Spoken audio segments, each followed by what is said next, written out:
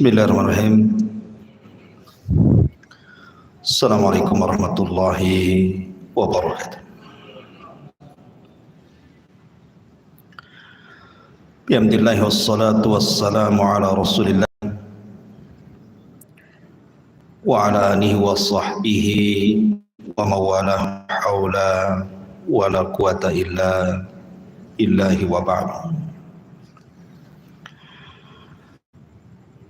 Ma'asyiral muslimin, jamaah sekalian yang dimuliakan Allah Subhanahu wa taala. Alhamdulillah di malam hari ini kita masih bisa duduk di Muhajirin.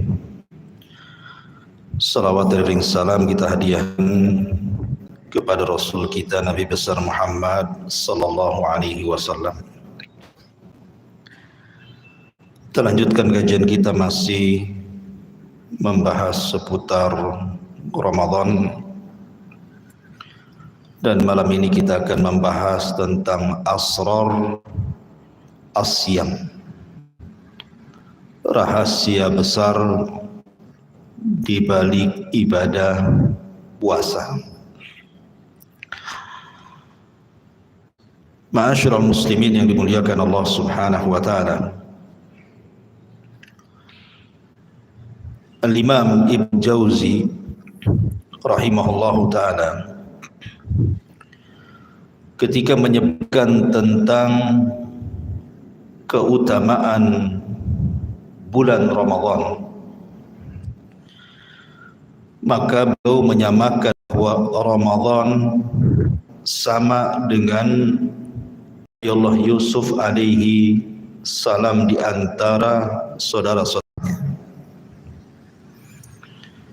Kita tahu bahwa bulan itu ada 12 bulan. Maka Ramadan adalah sayyid asy-syuhur, pemimpinnya bulan-bulan, dan bulan yang paling mulia dari 12 bulan sama dengan Nabi Allah Yusuf di antara 11 saudaranya. Karena Nabi Allah Ya'qub alaihi salam memiliki 12 anak. Salah satunya adalah Nabi Allah Yusuf. Dan dari 12 anak putra Ya'qub itu, Yusuf yang lebih mulia, lebih dicintai Allah Subhanahu wa ta'ala, karena dia seorang nabi yang meneruskan kenabian ayahnya. Maka begitu juga bulan Ramadan. Ramadan bulan yang paling mulia dan lebih dicintai Allah Azza wa Jalla dibandingkan bulan-bulan yang lainnya. Sebagaimana ketika saudara-saudara Yusuf alaihi salam menzalimi Nabi Yusuf, selain Benyamin tentunya, maka setelah Nabi Yusuf alaihi salam berada di Mesir dan menjadi orang besar Mesir, maka Nabi Allah Yusuf alaihi salam mengatakan kepada saudara-saudaranya, la tathriba alaikumul yaum yaghfirullahu lakum wa huwa arhamur rahimin.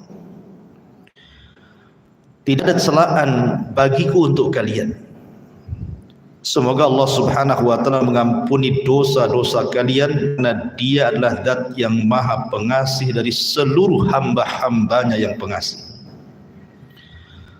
Artinya mereka dimaafkan oleh Nabi Allah Yusuf dan Allah ampuni dosa-dosa mereka. Maka begitu juga dari 11 bulan ini, kalau antum banyak bermaksiat kepada Allah Azza wa Jalla, kemudian datang bulan Ramadan, kemudian antum minta ampunan di bulan Ramadan, maka Ramadan bisa mengampuni 11 bulan yang antum bergelimang maksiat di situ. Dan ini keistimewaan Ramadan. Makanya Ramadan itu syahrul maghfirah, bulannya kita mudah diampuni dosa. Lah dari ibadah Ramadan, kalau disebut bulan Ramadan, maka yang terbesit di kepala kita adalah puasa. Ini yang kita akan bahas, asrar as-siyam. Apa rahasia di balik puasa ini? Ma'asyiral muslimin yang dimuliakan Allah Azza wa Jalla. Ibadah puasa ini hakikatnya adalah beban. Beban bagi kita kan. Bagaimana tidak beban? Kita disuruh jangan makan, jangan minum, dan itu kebiasaan setiap hari padahal. Belum lagi dilarang berhubungan suami istri dan hal-hal yang lain. Dan itu sangat membebani. Dan tidak ada manusia yang mau menanggung beban kan. Coba saja antum dari pagi saya suruh bawa beras 5 kilo, jangan ditaruh di teng-teng saja sampai sore.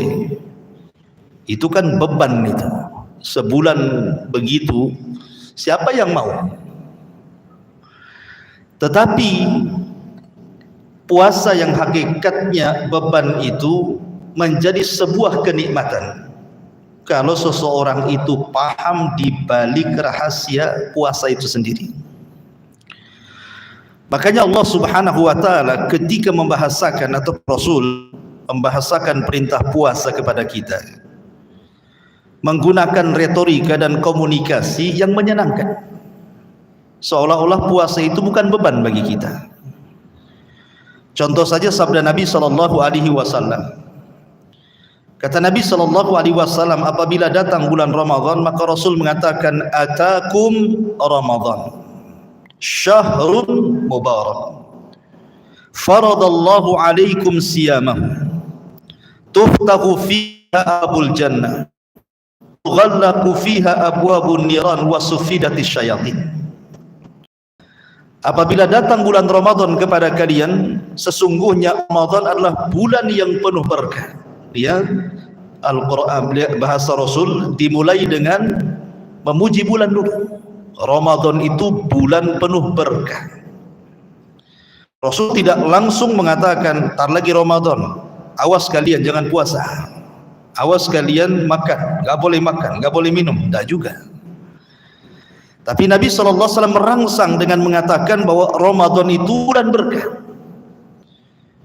Kemudian Rasul mengatakan, Allah wajibkan kepada kalian puasa karena di bulan Ramadan dibuka pintu sorga, ditutup pintu neraka, dan diborgol. Lihat bagaimana Nabi SAW secara komunikasi seolah-olah tidak katakan bahwa puasa itu beban bagi kita. Karena Rasul lebih banyak menyebutkan kebanyakan di sini. Bahwa Ramadan itu, puasa itu penuh dengan kebaikan. Kemudian juga bahasa Quran. Ketika Allah Subhanahu wa taala mengatakan, wahai orang-orang yang beriman. Lihat bagaimana Allah Subhanahu wa taala memanggil dengan panggilan lembut kepada kita dengan bahasa wahai orang yang beriman. Diwajibkan kepada kalian berpuasa sebagaimana puasa ini diwajibkan sebelum kalian. Artinya bahwa satu-satunya ibadah ada kemiripan antara kita dan umat sebelum kita adalah puasa. Allah mengatakan setiap nabi itu punya syir'atan wa minhaj. Artinya bahwa syariat mereka dengan kita itu banyak yang beda.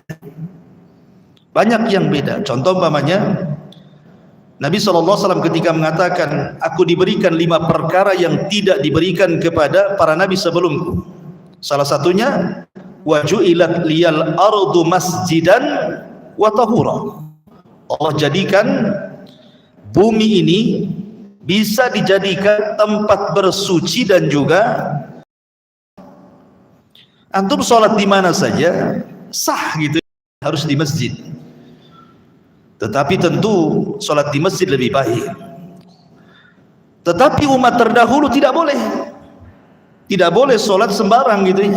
Mereka harus sholat di tempat ibadah mereka. Tapi kalau antum umat Islam, alhamdulillah, antum safar kemana, berada di hotel, cari masjid jauh gitu ya, antum bisa sholat di rumah, bisa sholat di rumah, bahkan di trotoar sekalipun Antum sholat, habis itu antum viral. Nanti ada yang moto ya. Tapi kan sah juga gitu ya. Ada perbedaan antara syariat kita dengan umat dulu. Beda dengan puasa. Semua para nabi dan umat-umat sebelum kita diwajibkan puasa. Bukan mereka para nabi dan rasul. Generasi-generasi di luar daripada Islam, kita lihat sejak dulu orang-orang India, walaupun namanya bukan Muslim gitu ya, ataupun orang Babil, orang-orang Persia, walaupun mereka bukan Muslim, tetapi ada puasa itu, maksud puasa bagi mereka juga ada tuntutan-tuntutan puasa itu. Zaman Nabi Adam, Nuh sampai hari ini, yang namanya puasa itu syariat. Artinya ada kemiripan, makanya Allah mengatakan kama kutiba 'alal ladzina min qablikum. Sebagaimana puasa ini juga diwajibkan kepada umat sebelum kalian. Artinya kalian ini bukan sendirian puasa, sebelum kalian sudah ada yang berpuasa. Nabi Adam dikenal dengan Ayyamul Bid, gitu ya. Kemudian Nabi Daud dikenal puasa Daud. Kemudian Nabi Musa 40 malam. Juga puasa Maryam dan begitu seterusnya sampai kepada ada Senin dan Kamis gitu ya. Lah kenapa kemudian ibadah puasa ini satu-satunya sejak zaman Adam sampai Rasul kita Muhammad SAW disyariatkan? Ada apa dengan puasa ini? Kok kenapa puasa ini syariatkan sejak dulu? Bukan hanya orang Islam dan Muslim pun berpuasa. Berarti kan ada kebaikan yang besar puasa ini gitu ya. Karena disyariatkan bukan hanya ke umat kita saja, sebelum kita baik Muslim non Muslim juga mereka ada puasa. Berarti ada rahasia besar di balik puasa ini. Lah di sini Allah Subhanahu wa taala tidak membebankan ibadah puasa ini. Dengan menggunakan bahasa panggilan yang lembut, wahai orang-orang yang beriman, diwajibkan kepada kalian sebagaimana umat sebelum kalian juga diwajibkan, supaya kita berlomba-lomba. Umat dulu juga berpuasa, kita juga berpuasa, kita berlomba-lomba dalam mencari kebaikan. Jangan sampai kemudian kebaikan kita tersalip dengan puasa umat-umat sebelum kita. Belum lagi di ujung ayat Allah mengatakan la'allakum tattaqun, bahwa dalam puasa itu rupanya ada target. Puasa itu ada target gitu ya. Dan target puasa itu adalah takwa yang merupakan wasiat orang awal dan orang akhir. Dan sebab itulah orang mudah masuk surga.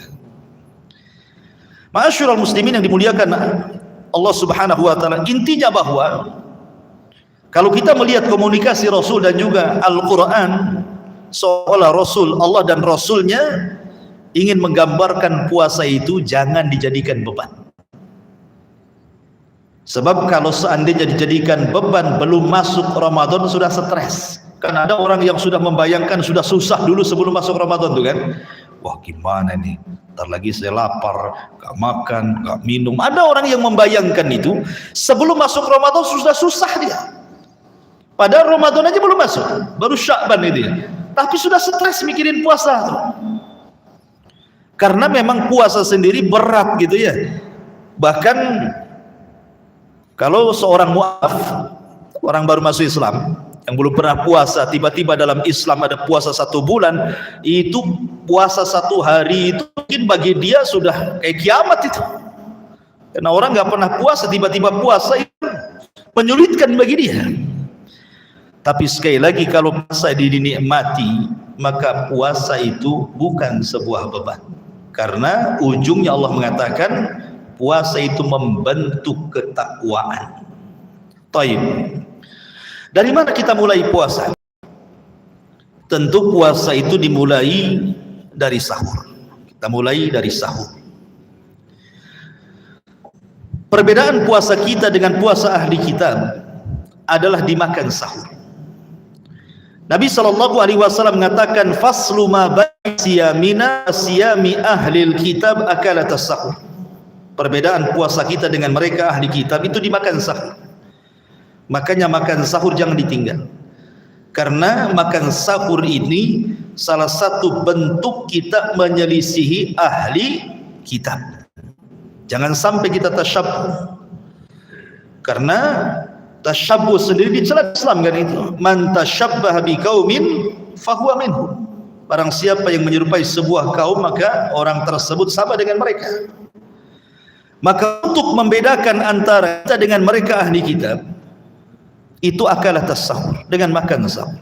Dan salah satu bentuk kejahatan Islam itu ketika kita menyelisihi orang-orang kafir.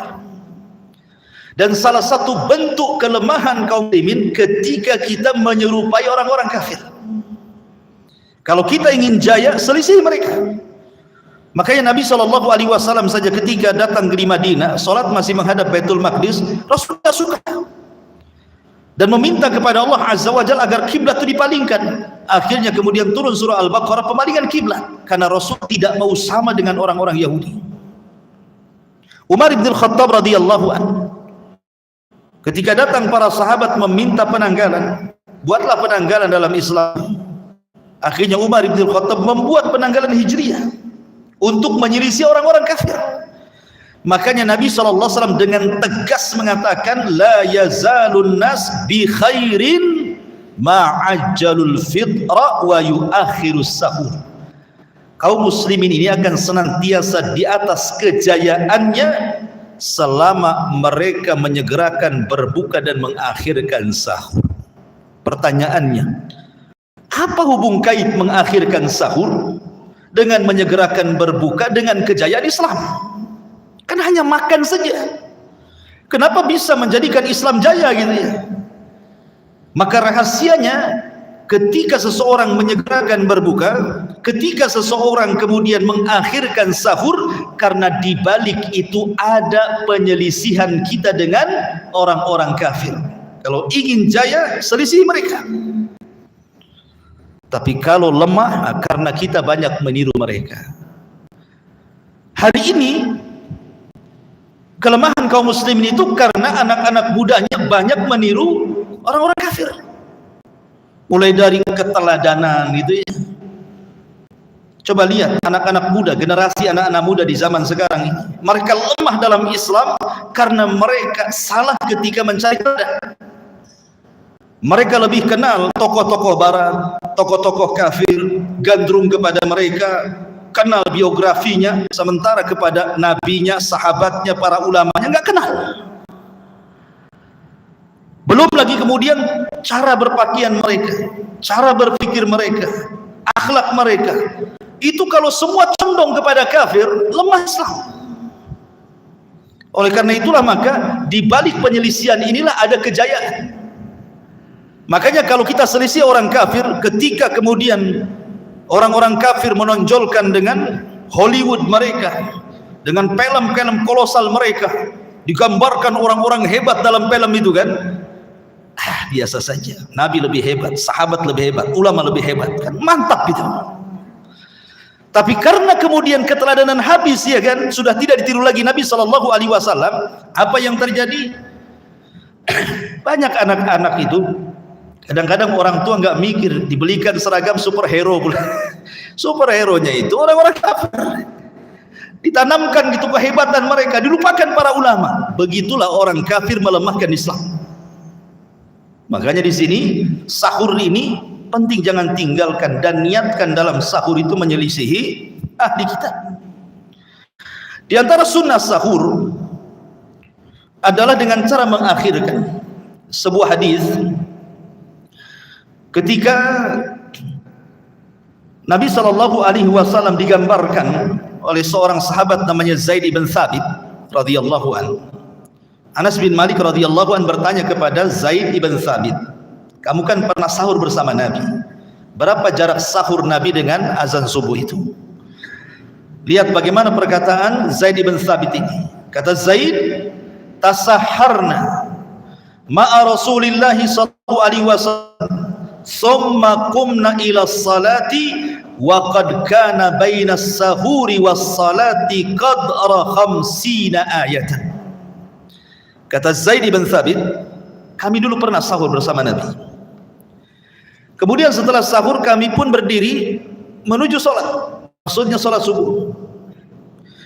Dan aku melihat jarak antara sahur Rasul dengan azan subuh itu qadra khamsina ayat, seperti orang membaca 50 ayat Al-Quran.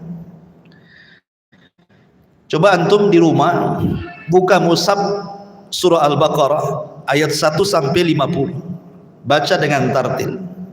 Kemudian antum bawa jam, kira-kira berapa menit? Ya anggap saja 15 sampai 20 menit, mungkin paling lama 30 lah. Lah harusnya ketika seseorang sahur itu mendekati azan subuh. Kenapa demikian rahasianya? Supaya membantu ibadah di siang hari. Kalau seandainya orang sahurnya tengah malam, siap sudah lapar, nanti mengganggu ibadah yang lainnya. Makanya kemudian Nabi SAW ketika menggambarkan bahwa sahur itu sebuah keberkahan, sahur itu sebuah keberkahan, selain daripada memang waktu sahur itu di sepertiga malam akhir, maka berkah sahur itu juga akan membawa kepada berkah puasa itu sendiri. Sebab kalau seandainya seseorang sahurnya tengah malam, maka sekali lagi satu madaratnya, dia akan menambah jam puasa, berarti puasa sebelum waktunya. Antum sahur jam 2, tertidur azan subuh, tidak sempat antum minum, berarti antum puasa dari jam 2 sampai maghrib, kan panjang tuh jadinya. Laparnya makin lagi kan gitu, makin panjang lagi laparnya. Lah kalau sudah puasa sebelum waktunya berarti menambah jam puasa. Ini bukan sunnah Nabi, ya kan? Kemudian yang kedua, memadaratkan puasanya tadi saya katakan. Siang-siang sudah lapar, akhirnya malas membaca Al-Quran, malas berzikir gitu ya, karena sakit perutnya. Dan boleh jadi kemudian kalau orang tidak sabar dalam berpuasa, bisa saja dia membatalkan puasanya, naudzubillah. Maka yang pertama kali yang harus dilakukan sebelum puasa adalah sahur. Ya tentu sebelumnya niat. Baik. Kemudian sahur ini adalah di jam-jam yang Allah Subhanahu wa taala turun dari langit dunia, dari langit ke langit dunia. Karena sahur itu kan masuk pada waktu sepertiga malam. Dan Nabi SAW ketika menyebutkan keutamaan sepertiga malam, maksudnya sepertiga malam akhir, kata Nabi SAW, yanzilu rabbuna ila samai dunya fi kulli thuluthil lailil akhir wa dhalika kulla lailatin. Allah turun ke langit dunia, langit pertama, kemudian melihat hamba-hambanya yang beriman pada sepertiga malam akhir, dan itu setiap malam. Kemudian Allah katakan kepada hamba-hambanya, man yad'uni fa astajibalah, wa man yas'aluni fa utiyah, wa man yastaghfiruni fa aghfirah. Siapa yang berdoa ku kabulkan, siapa yang minta ku kasih, siapa yang minta ampun ku ampuni. Itu waktu yang sangat ajaib. Maka saya sarankan, sahur itu bukan hanya perhatian kepada makan saja, tapi lebih daripada itu ada waktu mustajab doa di situ.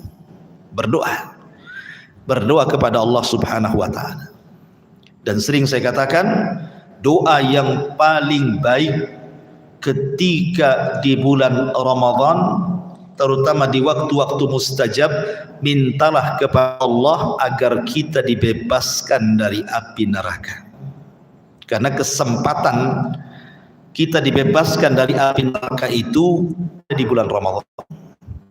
Berdasarkan Nabi SAW, lillahi utaqa'u minan nar wa dzalika kulla lailatin.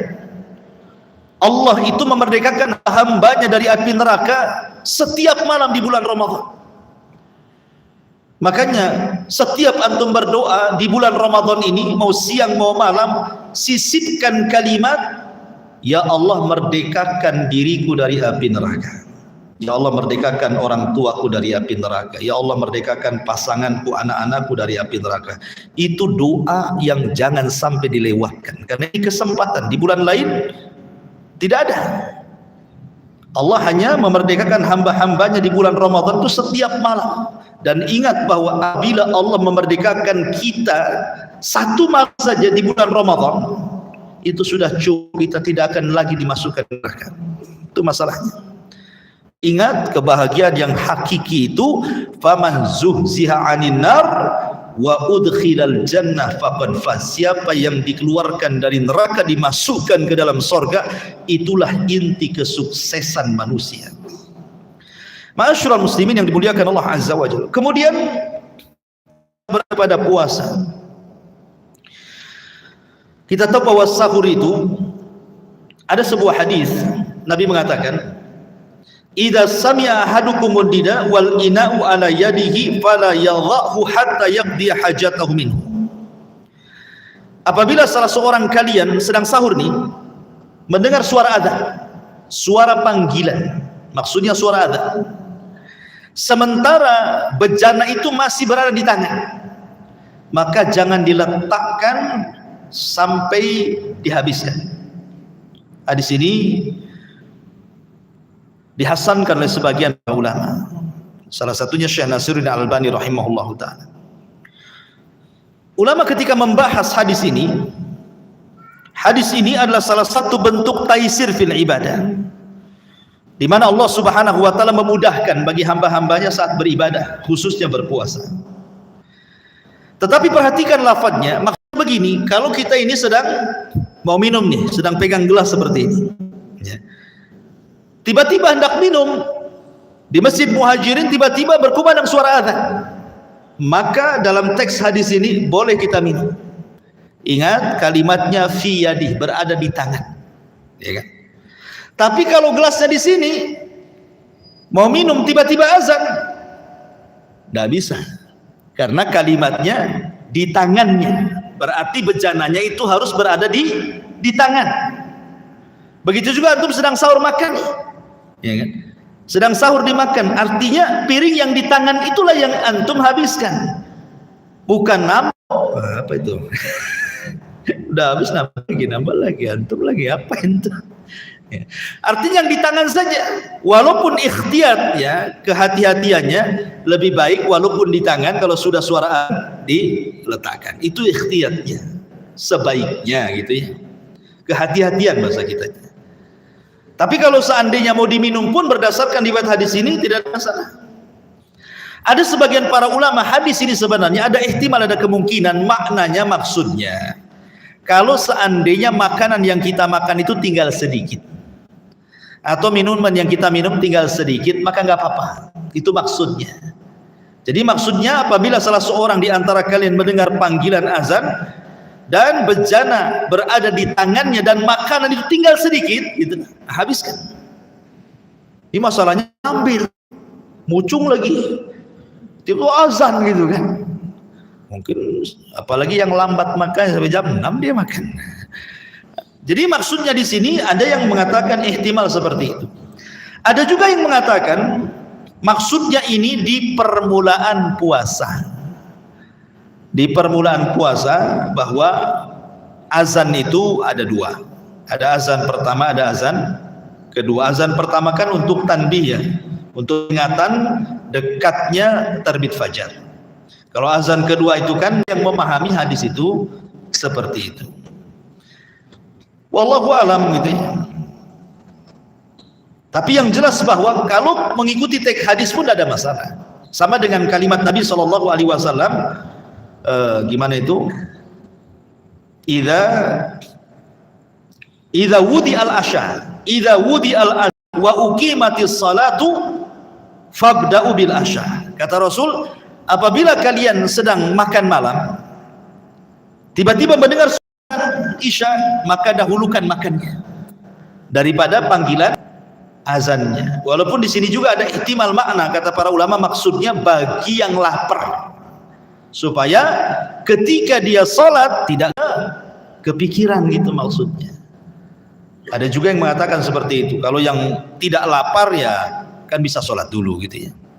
Intinya kalaupun mau mengamalkan hadis ini, maka maksudnya bejana yang di tangan, bukan bejana yang di luar tangan, gitu ya. Wallahu a'lam. Taib. Kembali kepada tema, apa sih sebenarnya rahasia puasa ini? Apa pelajaran yang kita ambil? Karena puasa ini banyak tarbiyah ikhwan yang disebutkan para ulama selain daripada fadilah-fadilah yang nanti saya akan sebutkan.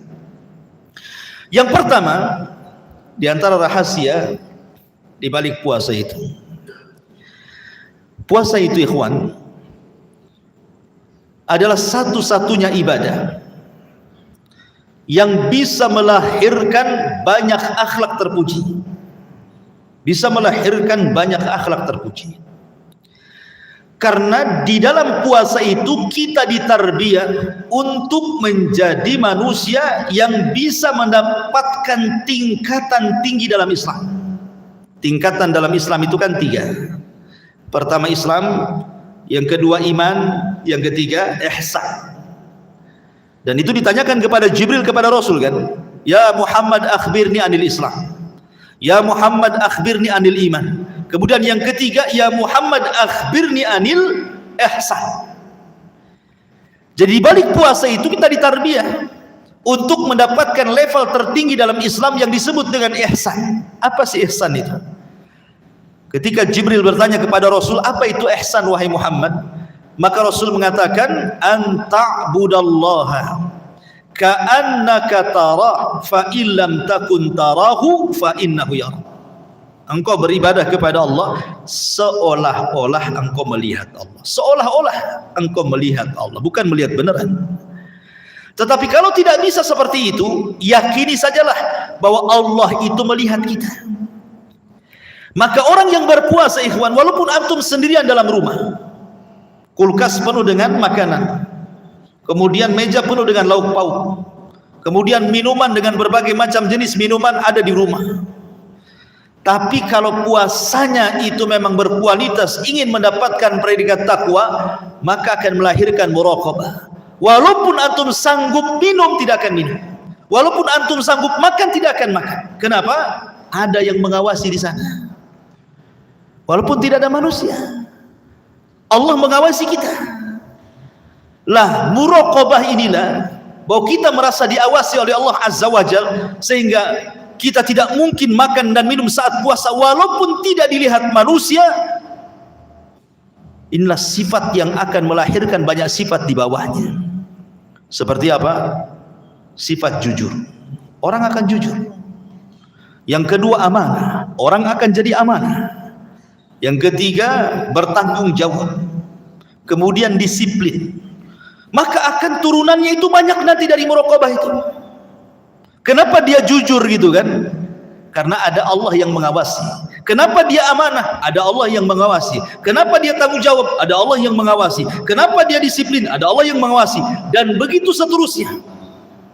Makanya rahasia puasa itu melahirkan banyak akhlak yang terpuji di sini. Bermula dari ihsan tadi, muraqabah tadi. Ini yang pertama. Yang kedua, puasa juga melahirkan ikhlas. Ini yang sering saya katakan sama antum. Satu-satunya ibadah dalam rukun Islam yang hanya tahu antara dia dengan Allah itu adalah puasa. Syahadat, diucapkan syahadat, nampak dia mengucapkan syahadat. Salat nampak dari takbiratul ihram sampai salam.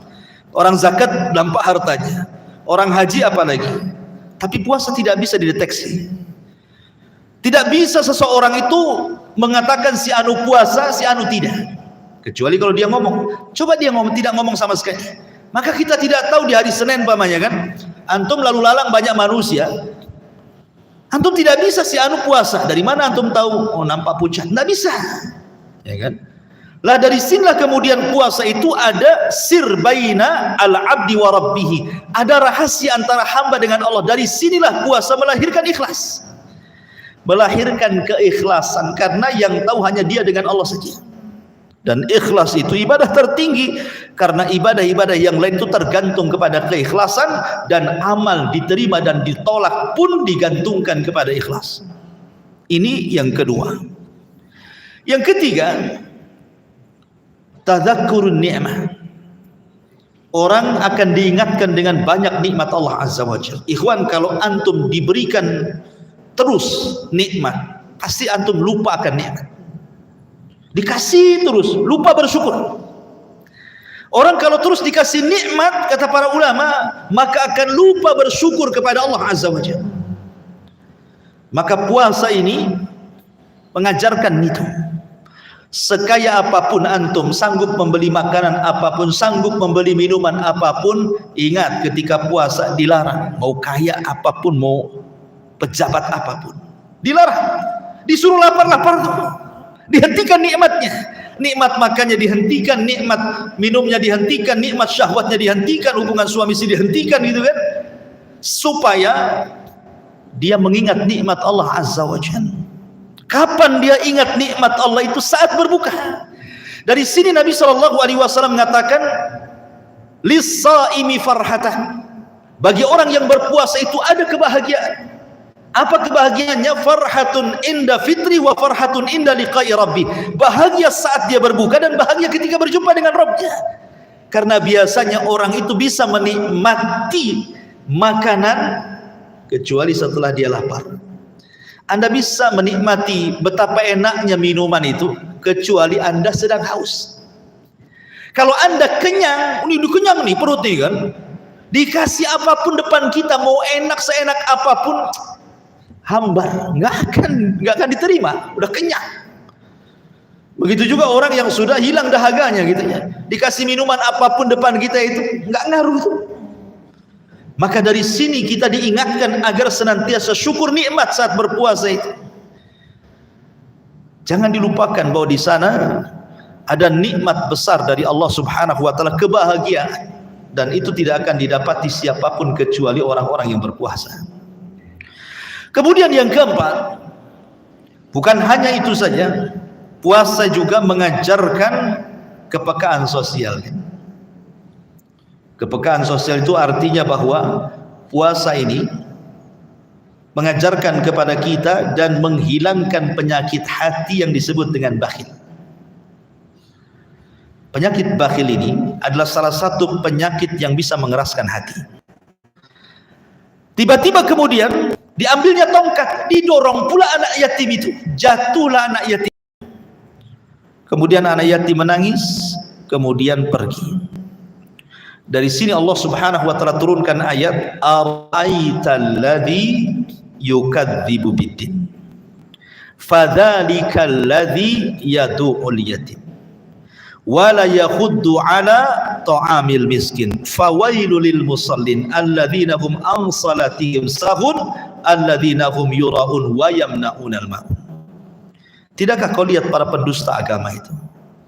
Tidakkah kau lihat para pendusta agama, para pendusta hari kebangkitan itu? Mereka orang-orang yang menghadik anak yatim. Mereka orang-orang yang tidak menganjurkan untuk memberi makan fuqara dan masakin. Dan mereka orang-orang yang mencegah bila tetangganya meminjam sesuatu. Wa yamna'unal, dan itu sebakhil-bakhilnya orang bakhil. Kata ulama, seandainya tokoh-tokoh Quraisy itu mereka dalam hatinya ada kasih sayang, ada kasih sayang dengan fuqara dan masakin, ada kasih sayang dengan anak-anak yatim, ada kasih sayang dengan orang-orang susah, niscaya mereka mudah Islam. Tapi ketika mereka hilang kasih sayangnya, yang ada bakhil dalam hatinya, sehingga mengeras hatinya. Ketika mengeras hatinya, susah pula dapat hidayah. Lah puasa itu bisa menghilangkan penyakit bakhil dalam melembutkan hati. Kenapa? Karena pelajarannya dalam puasa ini, sekaya apapun harus merasakan susahnya orang susah. Karena ada di antara kita orang-orang susah itu puasanya bukan Ramadan, 1 tahun dia puasa, maksudnya 1 tahun susah makan. Bukan tidak bisa makan, tidak ada yang dimakan. Bukan susah minum, tidak ada yang diminum, gitu. Lihat orang-orang yang berada di negeri konflik, yang akhirnya kemudian mereka harus tinggal di pengungsian dan begitu seterusnya gitu. Jangan jauh-jauh lah, di Batam, di Ruli-Ruli, di mana gitu yang susah-susah itu kan. Jadi kita ini disuruh tuh susah di bulan Ramadan itu. Tetapi ingat hikmah disuruh susah, tidak boleh makan, tidak boleh minum. Itu maksudnya ada kesetaraan bahwa nih loh orang-orang fakir loh merasakan yang antum merasakan. Oh, tidak kasihan dengan mereka. Sehingga kemudian puasa ini melahirkan kepekaan sosial. Makanya kenapa ada hubungan antara sedekah dengan puasa. Ketika Aisyah radhiyallahu anha menceritakan tentang bagaimana kedermawanan Nabi SAW di bulan Ramadan itu. Apa kata Aisyah? Kana ajwadun nas. Nabi itu orang yang paling dermawan, kata Aisyah radhiyallahu anha. Wa ajwadu ma yakunu inda liqa'i Jibril, dan bertambah-tambah kedermawanannya ketika berjumpa dengan Jibril. Dan kedermawanannya lebih hebat dibandingkan rihul mursal, angin yang sedang berjalan ke sana kemari. Jadi ada hubungan antara sedekah dan puasa gitu. Karena ketika orang berpuasa, lemah hatinya, hilang kebakhilannya, mudahlah dia bersedekah. Jadi ada hubung kait antara sedekah di bulan Ramadan dengan puasa. Karena lihat Ali radhiyallahu anhu. Ali radhiyallahu, dan ini pernah saya ceritakan. Ketika dia bernazar, kalau seandainya salah satu putranya Hasan ataupun Husain sembuh dari sakit, dan ini sebelum ada nazar larangan, maksudnya nazar barter dilarang oleh Nabi. Ali radhiyallahu bernazar, kalau seandainya salah satu anaknya Hasan atau Husain ini sembuh, maka dia akan berpuasa 3 hari dalam sebulan. Akhirnya kemudian Allah takdirkan sembuhlah salah satu putra Ali ini. Maka Ali pun harus melaksanakan nazarnya. Berpuasalah Ali radhiyallahu anhu. Kemudian Fatimah pun bekerja. Lihat, istri Nabi bekerja. Anak Nabi loh, Fatimah. Dia tidak mengadam minta-minta, bekerja. Dia ingin menyenangkan suaminya yang sedang puasa nazar. Itu pun bekerja bukan kepada seorang muslim, kepada Yahudi. Bekerja. Kemudian mendapatkan upah. Lah upahnya itulah dia akan untuk membuat adonan roti yang paling enak untuk suaminya. Dengan harapan ketika Ali radhiyallahu an berbuka dia makan enak gitu ya. Rupanya ketika datang mendekati waktu maghrib, hendak makan, hidangan sudah di depan, pintu pula rumah diketuk. Assalamualaikum. Waalaikumsalam. Fatimah pun membuka, rupanya anak yatim yang sedang kelaparan. Maka Ali radhiyallahu anhu mengatakan kepada Fatimah, bagaimana kalau makanan yang lezat ini kita kasihkan sama dia, katanya. Kata Fatimah, terserah Anda. Akhirnya Ali pun menyedekahkan semua makanan yang harusnya dia makan untuk iftar, makanan lezat itu semua diberi kepada anak yatim itu, dan dia hanya makan aswadan. Aswadan itu hanya tamar kering dengan air putih saja. Kemudian hari kedua terulang lagi, Fatimah sudah masak enak untuk suaminya. Tiba-tiba ketika mendekati waktu maghrib, diketuk pula rumahnya. Assalamualaikum. Waalaikumsalam. Ketika dilihat, rupanya anak miskin yang sedang kelaparan. Akhirnya kata Ali kepada Fatimah, bagaimana kalau kita kasihlah kepada orang miskin ini? Kata Fatimah, terserah Anda. Akhirnya semua dikasih, dan Ali pun hanya memakan tamar kering dengan air putih saja. Rupanya hari ketiga sama, diketuk rumahnya. Rupanya yang mengetuk tawanan perang, orang kafir, lapar dia. Kata Ali, ya sudahlah kita kasihkan. 3 hari berturut-turut Ali hanya iftar dengan tamar dan air putih, tidak menyentuh makanan lezat karena disedekahkan semuanya. Dari sini turun ayat, wa yut'imuna ala hubbihi miskinan wa yatiman wa asira. Turun ayat ini, surah Al-Insan. Wa yut'imuna ala hubbi. Maka Ali pun kemudian memberi makan. Dia ingin makan tuh. Dia berikan kepada siapa? Yatiman, pertama anak yatim. Kemudian miskinan, yang kedua anak miskin. Yang ketiga wa asira, dan tawanan perang. Turun ayat ini. Kalau tidak turun ayat ini, kita tidak tahu kisah ini. Karena kisah ini asbab nuzulnya surah Al-Insan ini. Wa yut'imuna ala hubbihi miskinan wa yatiman asira. Lihat, ketika Ali berpuasa, ketika hawa nafsunya sudah ditekan, akhirnya dia menjadi dermawan. Maka kedermawanan itu tidak lepas dari ibadah puasa. Cuman masalahnya, ada yang berpuasa kok makin bakhil. Nah, ini masalah pula. Ini puasanya bermasalah berarti. Puasa udah jam 5 sibuk di pasar kaget, semua dibeli.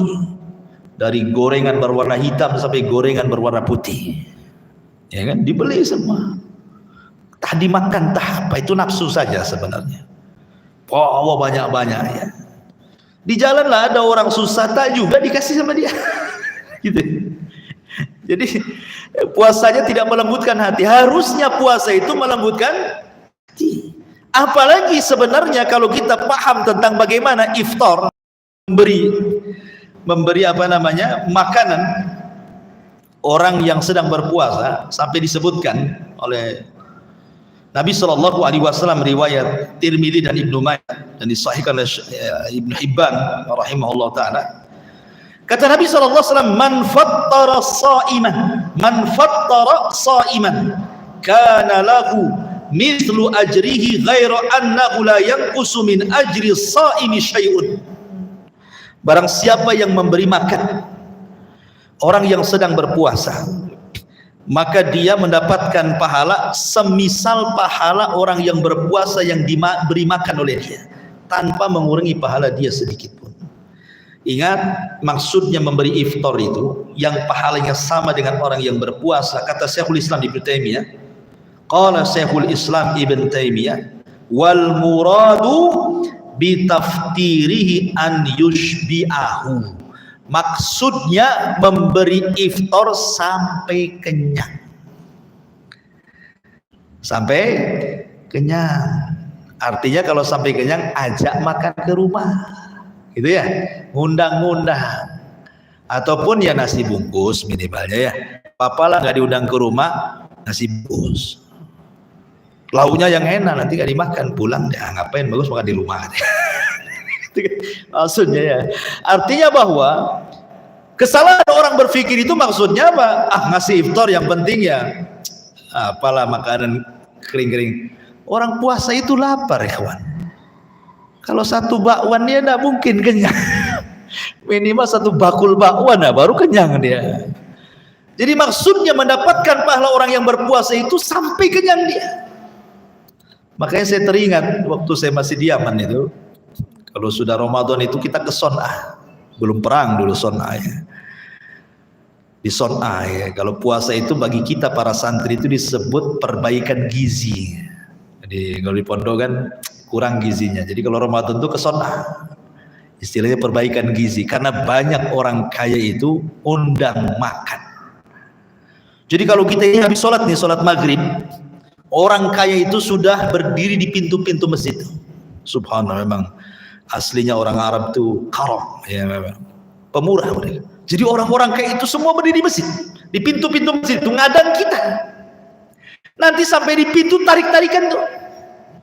Ya, kamu ke rumah. Nanti yang satu narik kamu ke rumah. Ya, akhirnya kita jadwal lah, karena nggak mungkin lah kita tarik habis makan di sini. Jadi nggak mungkin lah kita muat. Kalau orang sana ngasih makan bukan kayak kita ngasih makan. Mukodimahnya banyak. Jangan ketipu dengan mukodimah. Karena inti makanan enak itu terakhir. Kadang orang nggak tahu kan, asli dimakan. Oh, yang enak terakhir udah kenyang. Itu daging kambingnya terakhir dikeluarkan sama dia. Ya. Jadi begitu maksudnya, itulah satu gambaran pengalaman gitu ya.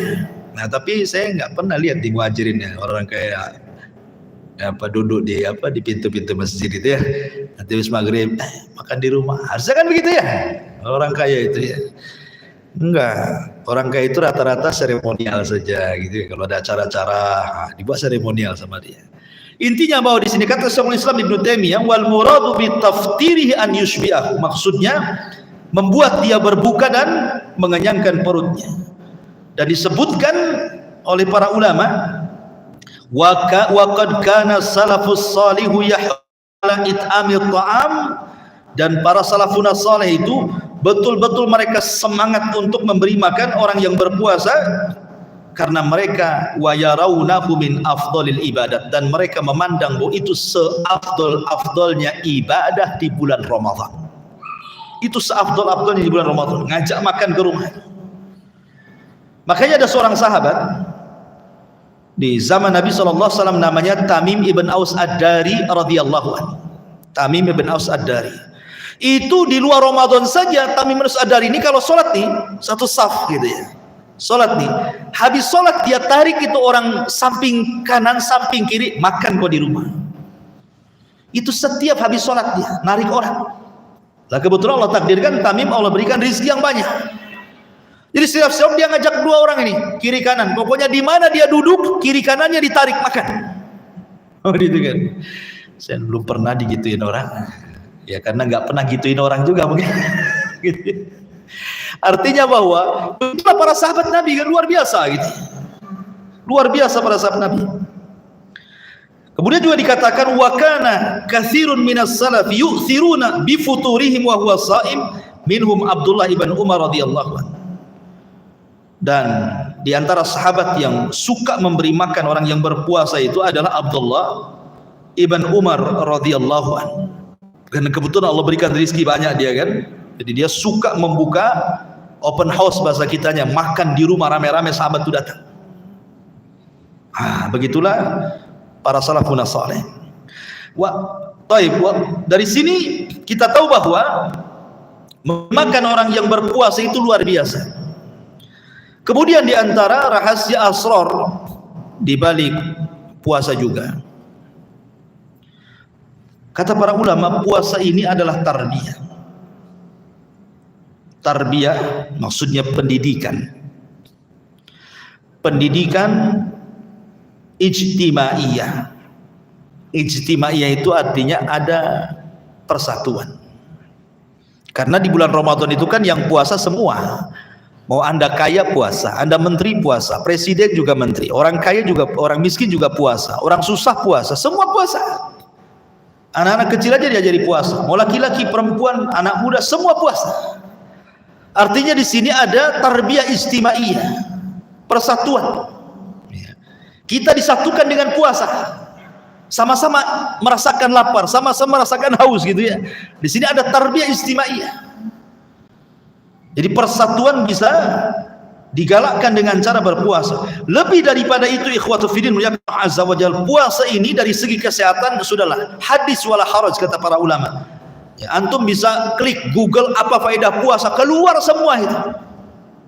Bagaimana apa faedah kesehatan puasa itu luar biasa, karena saya katakan tadi hampir semua agama, hampir semua generasi gitu ya, baik itu muslim atau non muslim, itu memerintahkan puasa karena salah satu faedahnya adalah ada faedah kesehatan yang luar biasa yang tidak didapati dengan cara pengobatan yang lainnya, hanya bisa didapati dengan puasa. Salah satunya kata para ulama nih, bahwa orang yang suka puasa itu tidak cepat tua, tidak cepat tua, awet muda.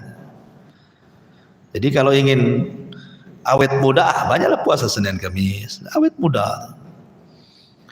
Karena jarang puasa jadi awet tua.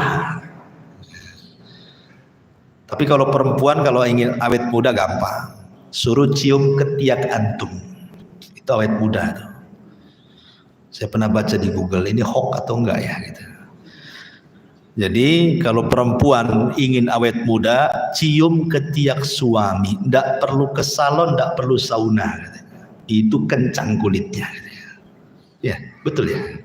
Tanyalah, cobalah. Masalahnya istri antum tak mau pula kayak gitu.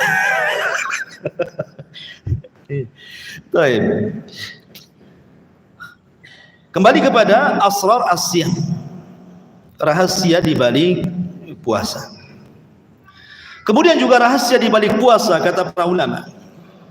Puasa ini di sini an-siyam yu'allimus sabra, bahwa puasa itu mengajarkan kesabaran. Sudah sering saya jelaskan kepada antum, puasa ini bukan hanya mengajarkan kesabaran, tapi sabar tingkat tinggi. Bukan tingkat biasa, tingkat tinggi. Karena sabar itu kan ada 3 tingkatan. As-sabru ala ta'ah, was-sabru ala al-ma'siyah, was-sabru ala al-qada'i wal qadar. Puasa itu melahirkan kesabaran, dan sabar itu terbagi menjadi 3. Ada sabar ketika melaksanakan ketaatan, sabar ketika menjauhi kemaksiatan, dan sabar ketika menerima qada dan qadar, keputusan. Dan 3-tiganya ada di puasa. 3 kesabaran itu semua ada di puasa.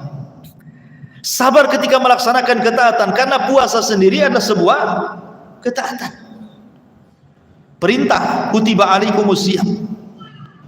Kemudian yang kedua, sabar ketika menjauhi kemaksiatan, karena dalam puasa itu kita dilarang bermaksiat, menghindari maksiat. Contoh nih hadis Nabi SAW, bila ada seseorang itu, wa in qatala ahadukum, apabila datang seseorang kepada kalian hendak mengajak bertengkar, hendak ngajak perang, apa solusi Nabi SAW? Katakan kepadanya, fakulum ri'in sa'im, saya sedang puasa, saya tidak mungkin melayani kamu, saya sedang puasa, afwan, tinggalin. Ya, dari sini menunjukkan bahwa puasa itu melatih kesabaran. Kita sedang diuji nih, datang orang tiba-tiba marah-marah, maki-maki sama kita kan, baik di medsos ataupun di dunia nyata atau di dunia gaib gitu ya. Katakan, afwan lagi puasa, udah selesai, gak usah pakai koma, nanti aja kalau buka. Artinya bahwa di sini puasa melatih kesabaran sehingga kita menjauhi maksiat. Kemudian rasa lapar, haus itu bagian daripada takdir Allah Azza wa Jalla. Kita harus terima. Makanya ketika puasa itu kemudian terkandung 3 kesabaran, maka puasa itu melatih kepada kita akhlak sabar. Dan Allah katakan wasta'inu bis sabri was salah, artinya wasta'inu bis saumi was salah. Mintalah pertolongan dengan kesabaran, arti dengan puasa dan dengan sholat. Dan ayat ini cocok di bulan Ramadan, karena kita dilatih sabar di siang hari, dilatih syukur di malam hari, dilatih sabar dengan puasa, dilatih syukur dengan qiyamul lail. Dan itu rahasia berpuasa. Ma'asyiral muslimin yang dimuliakan Allah Subhanahu wa taala. Kemudian juga puasa itu melatih kita iffah. Iffah itu maksudnya begini. Kalau antum sahur, antum sudah malam itu membeli sesuatu lah yang sangat enak, sangat lezat. Lauk istri sudah masak dengan masakan yang paling lezat, dan kamu dan kita ini ingin makan sahur dengan makan itu gitu. Tapi Allah takdirkan, rupanya ketika sahur lupa pula tuh makanan yang lezat yang sudah cita-cita malam itu ingin makan itu, kelupa pula. Teringat setelah azan. Ingatnya itu setelah azan gitu ya. Kemudian kita pandang makan itu, lah kok, aduh, pikiran kan pasti pengen makan. Kenapa lah kok tadi taruhnya kok di sebelah sini kan tidak nampak gitu. Tapi dengan memandang makanan itu, akhirnya kita kepengen gitu, tapi tidak mau karena sedang berpuasa gitu. Lah ketika kemudian puasa itu ada afif, ada ifah, menjaga kehormatan, dia sanggup mengambil tapi tidak mau mengambil. Itulah namanya sifatul afif. Diajarkan ifah kita ini menjaga kehormatan. Tidak mau ini.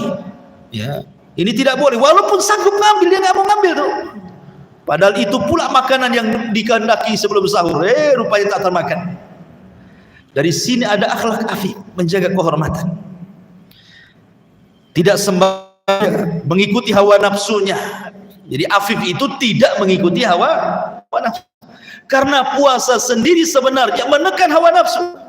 Puasa sendiri adalah menekan hawa nafsu. Dan sudah saya katakan bahwa musuh manusia itu 2, ada dari setan, ada dari hawa nafsu. Setan masuk ke tubuh manusia dari mana? Dari jalan darah. Kata Rasul, inna syaitan yajri majra dami ni Adam. Setan itu masuk ke tubuh manusia dari jalan darahnya. Makanya ketika para ulama tafsirkan surah Al-Qaf, min syarri ghasiqin idza waqab. Ada yang mengatakan bahwa ghasiq itu adalah purnama, malam purnama. Rasul mengatakan kepada Ummul Mukminin Aisyah radhiyallahu anha, istaizu bil qamar, mintalah perlindungan kepada Allah dari purnama. Kenapa? Karena menguatnya kejahatan di malam hari dari syaitan itu ketika malam purnama. Itu kejahatan itu lagi meningkat. Ya, di bulan purnama itu. Makanya disitulah untuk supaya menekan daripada musuh syaitan di malam hari, kita disunahkan puasa di siang hari yang disebut dengan ayyamul bid. Kan purnama kan mulai dari besarnya kan mulai tanggal 13 tuh membesar. Kemudian 14 besar sekali. Kemudian 15 puncaknya kan begitu ya. Puasa ayyamul bid dimulai dari 13 juga, 13, 14, 15. Kenapa kita ini disuruh puasa tanggal segitu? Kalau orang sudah capek, lelah, letih, puasa pagi sampai sore, di malam harinya sudah lelah, pasti puasanya menjadikan dia lelah, mudah tidur dia, sehingga tidak tergoda dengan malam. Makanya kenapa itu salah satu penekan daripada godaan setan dari luar. Belum lagi setan di bulan Ramadan diikat, gitu ya. Belum lagi orang baca Quran di malam hari banyak, dan setan tidak suka dengan bacaan Quran. Oke lah, setan itu lebih mudah kita lawan di bulan Ramadan. Tapi hawa nafsu, maksudnya setan dari kalangan jin ya, bukan setan dari kalangan manusia. Kalau setan dari kalangan manusia, antum bacakan ayat tapi di situ dia. Ada juga sih orang yang kalau antum bacaan Quran pergi dia, setan berarti dia. Ya, jadi kalau ada orang-orang duduk-duduk, antum bawa mushaf, coba ngaji di situ. Nah, kalau dia satu pergi, setan tuh kan. Intinya bahwa, oke lah, maksudnya di sini setan dari kalangan jin. Di bulan Ramadan mereka tidak bisa berkutik, tapi ada setan minal insi. Nah, ini yang bahaya. Kadang-kadang dia yang nari-nari, kemudian puasa kita pula bermasalah. Tetapi yang lebih daripada itu, hawa nafsu ini pula sekaligus jawaban kenapa orang di bulan Ramadan masih juga berbuat jahat padahal setan sudah diikat. Karena yang mendorong kejahatan tidak mesti dari setan, ada dorongan hawa nafsu. Makanya kalau puasanya benar gitu ya, maka dia bisa menguasai hawa nafsunya. Dan ketika dia kuasai hawa nafsu, dia mudah untuk melaksanakan perintah dan menjauhi larangan. Karena yang menjadikan orang itu tidak mau melaksanakan perintah hawa nafsu, syahwatnya itu yang kemudian tidak mau. Kata syariat jangan berzina, akhirnya berzina. Kenapa dia berzina? Hawa nafsu menyuruh. Jangan minum khamr. Kenapa minum khamr? Hawa nafsu. Jangan menggibah. Kenapa gibah? Hawa nafsu. Begitulah hawa nafsu. Tapi ketika hawa nafsu kemudian ditekan gitu ya, makanya kemudian jiwa ini akan tenang sehingga dia akan mudah melaksanakan perintah dan menjauhi larangan. Sekarang apa makna takwa itu? Makna takwa itu menjalankan perintah, menjauhi larangan. Itulah takwa secara global. Masalahnya ikhwan, kalimat takwa itu, kalau dulu lama salaf, ada yang menasihati dengan kata-kata ittaqillah, bertakwalah kau kepada Allah. Kalimat itu ada kalimat besar yang menyambar telinga yang sampai meneteskan air mata. Umar bin Khattab radhiyallahu anhu berjalan bersama Aslam pembantunya ke pasar, berjumpa dengan seorang nenek. Tiba-tiba panggil Umar dengan bukan sebutan ya Amirul Mukminin, tidak. Ya Umar bin Khattab, sebenarnya apa? Ya Umair, ya Umair. Umar itu dalam bahasa Arab ismu tasghir, isim yang menunjukkan nama yang paling rendah, direndahkan. Harusnya Umar jadi Umar kecil gitu ya, dikecilkan ya. Aslam marah, kata Umar, da'uha, biarkan wanita itu bicara. Ketika wanita ini mengatakan ya Umair, dulu kau Umar kecil, kau berjalan-jalan di pasar Ukat, kemudian besar jadi Umar, sekarang jadi Khalifah Amirul Mukminin, ittaqillaha ya Umar. Katanya, bertakwalah kau kepada Allah wahai Umar. Ketika mendengar kalimat Umar langsung menangis. Umar langsung menangis. Aslam bingung tuh. Kenapa Umar menangis gara-gara ucapan nenek tua ini? Akhirnya Aslam mengatakan, ya Umar, biar wanita itu. Ada apa dia? Kata Umar, da'uha, jangan. Kamu belum tahu siapa wanita itu ya? Kata Aslam, saya tidak tahu. Dialah Haulah bin Hakim, yang satu surat turun kepada surah Mujadilah. Satu-satunya wanita satu surat turun surah Mujadilah, itulah orangnya, gara-gara dia turun satu surat surah Mujadilah, Haulah bintu Hakim. Tapi lihat bagaimana Umar bin Khattab ketika mendengar kalimat takwa langsung menangis.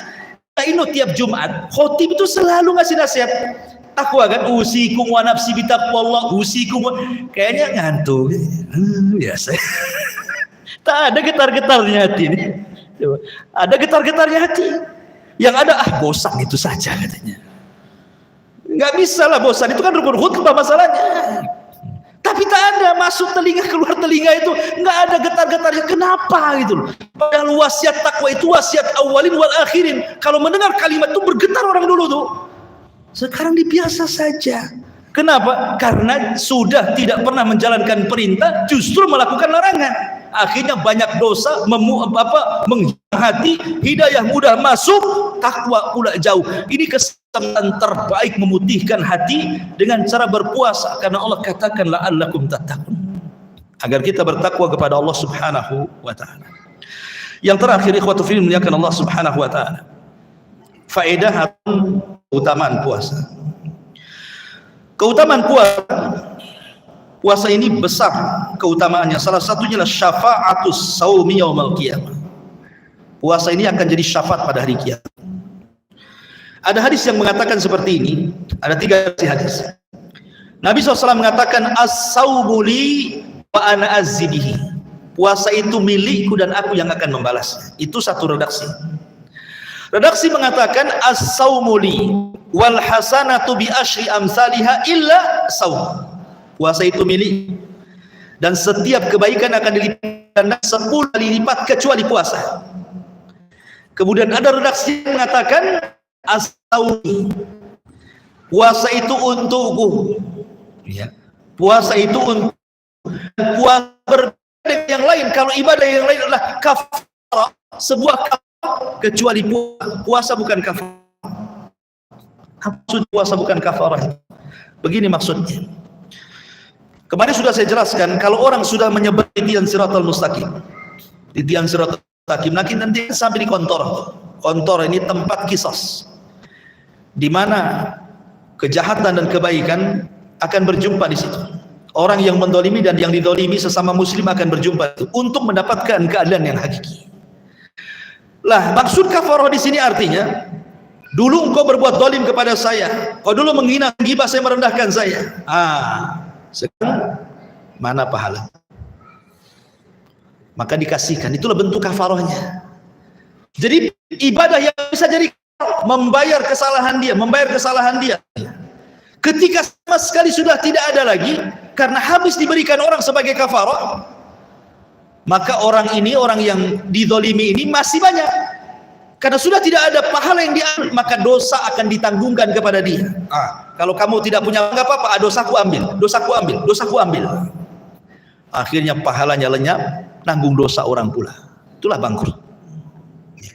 Tetapi ketika dia sudah putus asa, sudah tidak bisa lagi punya modal untuk masuk ke dalam surga, Allah datang dengan membawa pahala besar. Rupanya pahala itu adalah pahala puasa, karena puasa tidak bisa dijadikan kafarah. Itu maksudnya. Jadi datang Allah dengan pahala besar puasa, dan puasa akan mengatakan, ya Rabb, gara-gara aku orang ini dia menahan lapar, menahan haus, fasyafi'ni li, berikan syafaat karenaku ya Rabb. Maka Allah pun berikan syafaat kepada dia. Itu kan luar biasa. Keistimewaan syafaat itu bisa menolong ketika sudah nggak ada pahala, kemudian dosa orang tertanggung pula, datang pula pahala puasa, setelah ditimbang pahalanya lebih besar, masuk dia ke surga dari babur royan pintunya. Ya. Ini keutamaan yang pertama. Keutamaan yang kedua, syafaat itu adalah kafaratul dzunub. Dia adalah menghapuskan dosa-dosa, maksudnya dosa-dosa kecil selama dia meninggalkan dosa besar. Termasuk juga puasa itu ada penyebab mustajab doa. Karena Rasul mengatakan lis-shaimi da'watun la turad. Bagi orang yang berpuasa itu ada doa yang tidak mungkin ditolak. Salah satunya da'watun indal fitri. Berdoa menjelang berbuka. Ini penting. Berdoa menjelang berbuka. Walaupun 10 menit, 5 menit, naikkan tangan ke atas. Itu permulaan Allah memerdekakan kita dari api neraka. Sekali lagi, ketika itulah antum berdoa kepada Allah, ya Allah selamatkan aku dari neraka. Istriku, orang tuaku, anakku. Itu waktunya tuh. Karena itu mulai setat Allah merdekakan kita dari api neraka sampai waktu subuh. Ya. Kemudian juga Nabi SAW mengatakan, man shoma ramadhanan imanan wa ihtisaban ghufira lahu ma taqaddama min dhanbi. Barang siapa yang berpuasa Ramadan penuh dengan iman mengharap pahala Allah, maka Allah akan ampunkan dosa-dosanya. Maka yang dimaksud dosa-dosa di sini artinya dosa kecil. Karena dosa besar itu hanya bisa dengan taubatan nasuha. Kemudian Nabi SAW pernah menyebutkan satu rumah, satu istana megah di sorga, satu kamar, ya bukan istana, satu kamar. Kamar itu terbuat dari kaca. Tentu bukan kaca di dunia, kaca sana di sorga lah kan begitu. Yura zahiruha batinuha wa batinuha zahiruha. Di mana orang luar bisa memandang ke dalam, orang dalam memandang keluar. Ya kita katakan rumah kaca lah. Itu letaknya di atas. Di atas dari kamar itulah kita bisa melihat view-nya sorga. Taman-tamannya, sungai-sungainya, keindahannya bisa terlihat di kamar. Kemudian para sahabat bertanya, apakah kamar itu untuk manazilul anbiya? Untuk para nabi wahai Rasul? Kata Rasul, bukan. Siapapun bisa masuk ke kamar itu, asal dia memenuhi beberapa syarat. Kemudian Rasul mengatakan, man atabal kalam. Pertama, orang yang santun bicaranya. Man atabal kalam. Orang yang santun bicaranya. Wa adamas siyam. Dan orang yang suka berpuasa. Orang yang suka berpuasa, baik sunnahnya atau wajibnya. Kemudian wa it'amat ta'am. Orang yang suka bersedekah, memberi makan fakir dan miskin dan orang-orang susah.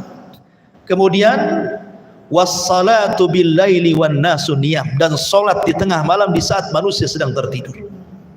Maka kalau antum melakukan 4 perkara ini, layak antum mendapatkan kamar itu.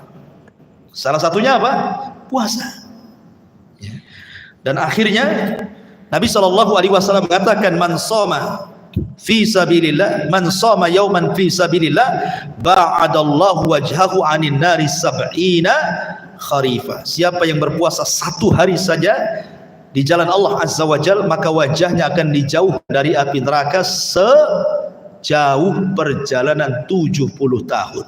Itu 1 hari kali bulan, berarti sudah 2100 tahun wajah kita dijauhkan dari api neraka selama puasa sebulan itu. 2100 tahun perjalanan. Sebentar dari jarak Isa bin Maryam sampai abad sekarang ini, Isa ke Rasulullah 500 tahun. Dari Rasul ke kita saja baru 14 abad, 1400 tahun. Berarti kalau digabungkan dari Isa sampai hari ini belum ada 2000 tahun. Dari Isa sampai hari ini belum ada 2000 tahun. 500 tambah 140 kan? 1400. Baru 1900-an kan itu. Dari jarak Isa itu sampai ke kita melewati berapa abad tuh? Ketika antum berpuasa 1 bulan, itu dapat 2100 tahun perjalanan. Melewati berapa abad coba? Luar biasa ya. Keutamaan orang yang berpuasa itu. Dan lagi wallahu alam, ini yang bisa saya sampaikan. Tapi sebelum saya tutup, silakan ada yang mau bertanya.